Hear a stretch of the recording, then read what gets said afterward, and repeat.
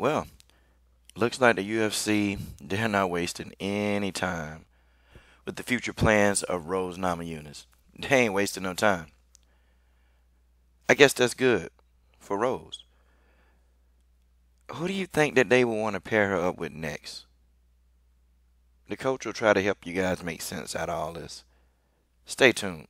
BC, they still can't explain this. The main attraction, satisfaction for your listening or your leisure. Try to troll the coach and you will end up in a seizure. Pertain upon your brain, you just explain back. That this the LDBC, you don't tell us how to act. And if you hate the content, then take a step back. Why watch the video? How you gonna explain that? How you gonna explain that?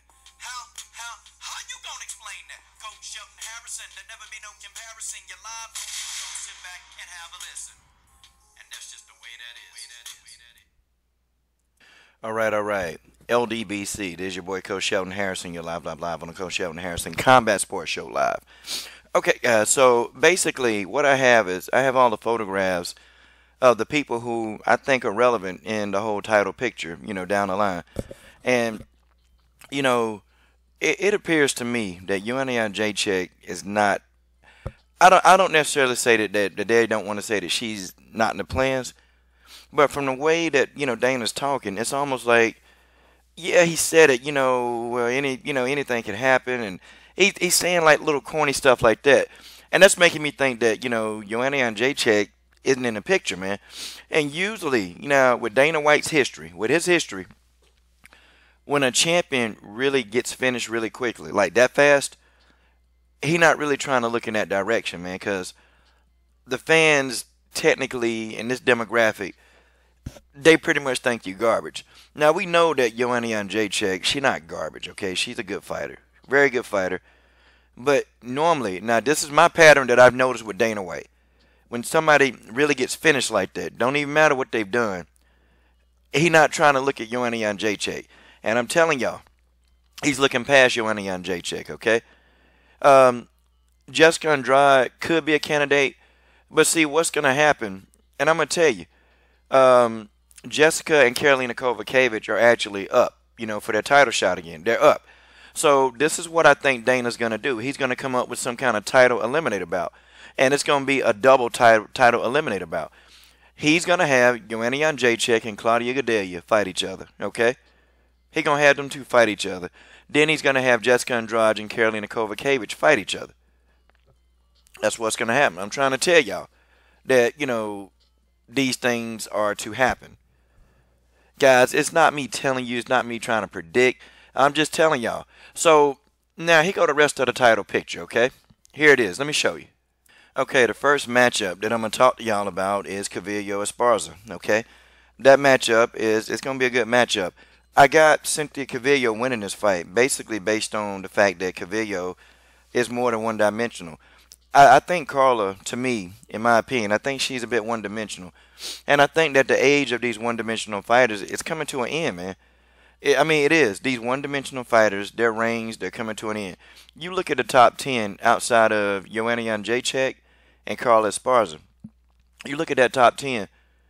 All of these girls, okay, Carla and Paige, I'm sorry. These fighters are very multidimensional. All these fighters except for Carla and Paige and Joanna, okay? Carla, Paige, and Joanna, everybody in the top 10 except for those three are multidimensional. And these multidimensional fighters, they coming in here with more skill set. They're doing more things, and they can beat you in a variety of different ways. And so these girls that's been really good at doing one thing, well, that one thing, they're stopping at one thing. You saw Rose Namajunas shut down Joanna Jedrzejczyk. She shut down her offense on stand-up. If you shut that down, Joanna can't beat you any other ways. Folks, that's just how it is. She's not going to beat you on the ground. Joanna Jedrzejczyk will never beat you on the ground. So you take away the most important thing that she had, that was her stand-up. You pretty much, it's a beaten fighter. I hate to say it with Carla. If you take away the ground game. And unfortunately, I think Cynthia Calvillo can do that. I think Calvillo has a better stand game than Carla Esparza. I actually think Calvillo is good enough on the ground. I always use the formula. I think BJJ beats wrestling. And do you think when Calvillo goes to the ground, and Carla, you know what Carla going to try to do. Carla's predictable. She's going to try to shoot up under your offense. And I don't know why these fighters don't pick up on Carla. Joanna picked up on Carla. Carla not hard to figure out, y'all. She's going to try to shoot up under your offense. That's all she's going to try to do. You stick a stiff jab, stick some low leg kicks at Carla, you got Carla beat. That's the blueprint. A jab and a low leg kick, you can defeat Carla Esparza. I'm not saying she's not a good fighter. She's good. But she's very one-dimensional. She's going to try to take you down. You know it's coming. There it is. Cavillo going to be ready for those takedowns. And she is going to put Carla, she's going to put Carla ass in a triangle and beat her to death in that triangle. I'm telling y'all. Carla is a sitting duck for a triangle choke. I'm telling y'all. It's coming. Let's talk about the next matchup. Okay, my next matchup that I want to highlight is Tecia Torres versus Michelle Waterson. Boy, this is going to be a good fight, okay? Here's my opinion, I think Torres can defeat Waterson. I think Torres is a bit too much because now Torres, she's evolved. Okay, Tecia Torres, in my opinion, she's evolved. And now instead of just being this fighter that swarms you to death, now she can submit you. Now she can play with you on the ground, you know. Tecia Torres has a lot more tools in the arsenal nowadays instead of just that, you know, tiny tornado who just gets all over you and just starts throwing a lot of punches and kicks. But there's no definition, there's no meaning. Now Tecia Torres is a lot more methodical. She's much more methodical. Now Michelle Waterson is accurate. She's very accurate, okay? She's like a sniper. And I call Michelle Waterson a little ninja because, you know, one quick kick, that's all it takes for Michelle Waterson, and you're going down. But I think Torres has been really, she's peaking in her career. Like, Torres, to me, is reaching her prime. And she's doing a lot of things that I have not saw her do. Like, Torres is fighting very intelligently. She's fighting extremely intelligent. She's waiting to set the shots up. You know, she's actually, you know, being selective who she takes to the ground and who she just uses good takedown defense against. Tecia Torres, to me, is ready, okay? And I think she's probably the most underrated right now on the whole strawweight roster in the top 10. I think she's very underrated. And I think that Tecia Torres, if she gets past Waterson, I think, in my opinion, Torres deserves the next title shot. If she gets through Waterson, Torres needs that title shot. I don't think Waterson needs a title shot right away. If she were to get past Torres, I think Waterson needs another fight before, you know, they say, okay, title shot. But Torres definitely, I think she's earned a title shot if she can beat Michelle Waterson. Now let's talk about the top four, the so-called big dogs. Okay, Jessica Andrade and Karolina Kowalkiewicz, they pretty much all but sold this fight, okay? And, you know, the UFC would be stupid not to book this fight. They would be extremely dumb because this fight's already sold. Both of these two want to fight. Both of these two trash talking. Okay, let them have it, okay? Who do I favor in this fight? I favor Jessica Andrade in this fight. I think Jessica Andrade, I think she's a bit too strong for Karolina Kowalkiewicz. Karolina's a good fighter, though, and if you get clipped by Karolina, it's going to hurt. Like, Karolina could probably be the one that staggered Jessica Andrade. Like, that's how hard she hit. But see, you know, I don't know, man. Karolina has such a hard time with these people that's got this ground game. And Jessica Andrade, her ground game is very underrated.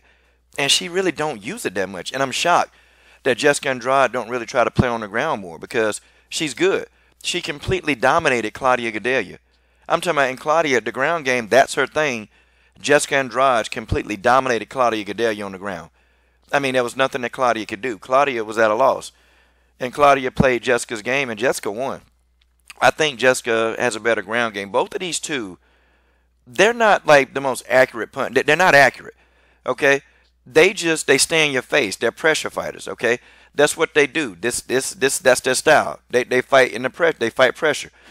But I think Jessica's pressure is going to be too much for Karolina Kowalkiewicz. It's just going to be too much, man. Because you hit Jessica, you kick Jessica, she's still coming forward. I mean, it's no matter what you do. Even when Jessica Andrade got beat up by Joanna Jedrzejczyk, she still was coming forward. Like Jessica, there was no end to Jessica coming forward. And I'm thinking, man, she gonna get in there and overwhelm Karolina Kowalkiewicz. Like I just kind of see it that way, y'all. I don't know. Maybe Karolina got something up her sleeve. I just don't see it as a fight that Karolina could possibly win. And finally, okay, I think, here's my opinion. And finally, I think that Joanna Jedrzejczyk and Claudia Gadelha part 3. I think that's coming up, okay? I think now both of these two, they've lost, okay? And they lost big, okay? Both of these two, they got put out. Basically, no, I'm sorry. Claudia didn't get out of there. But they both lost brutally, man. They both lost brutally. They both got beat down in their last fights. So what should Dana White do in this situation? These two need to fight, okay? And come up with a title eliminator bout. And it probably needs to be a two-person title eliminator bout. This is my opinion. I think Joanna Jedrzejczyk and Claudia Gadelha need to fight. Okay, and then I think Jessica Andrade and Karolina Kowalkiewicz need to fight. I think the winner of those two fights need to fight each other for the #1 title contendership. That's what I think because, these girls need to work for their title shot again. They need to. And that's what need to happen. Okay, they need to fight each other. Then the winners of those two fights need to fight each other to be the #1 contender. And then Tisha Torres goes ahead. She fights Rose Namjunas. Okay, and then whoever wins between Tisha and Rose fights the winner of this 2-woman eliminator bout. Okay, maybe I'll do another video and draw it out for you if y'all didn't understand. But this is your boy, Coach Sheldon Harris, and I'm done. What are you guys waiting on? Subscribe to the best women's MMA platform on YouTube.